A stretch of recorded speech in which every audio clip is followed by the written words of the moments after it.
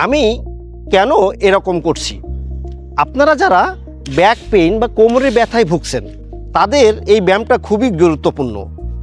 আপনারা এই ব্যায়ামটা শুয়ে পড়ে প্রথমে ডান পা 10 বার, পরে বাম পা 10 বার এবং 2 পা একসাথে 10 বার যদি উঠান, তাহলে ধীরে ধীরে এই যে কোমরের যে ব্যাক পেইন আছে এই পেনটা কমে যাবে। কেন এই যে ব্যাক পেন হয় বা কেন এটা বাড়ছে, এটা সম্পর্কে আপনাদের একটু ধারণা থাকা খুবই জরুরি।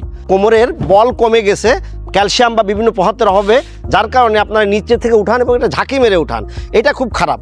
যাদের সাধারণত ব্যাক পেন আছে তারা 2 হাতে 5 কেজির উপরে কোনোভাবে উঠাবেন না অথবা বহনও করবেন না, দেখবেন আপনার ব্যাক পেনগুলো কমে আসছে। এছাড়া ক্যালসিয়াম সমৃদ্ধ খাবার যেগুলো আছে, বিশেষ করে দুধ, আপেল বা এই ধরনের খাবারগুলো যদি আপনি নিয়মিত খান আর এই ব্যায়ামটি যদি করেন, তাহলে আপনি আপনার ব্যাক পেন থেকে অবশ্যই ভালো থাকতে পারবেন ইনশাআল্লাহ।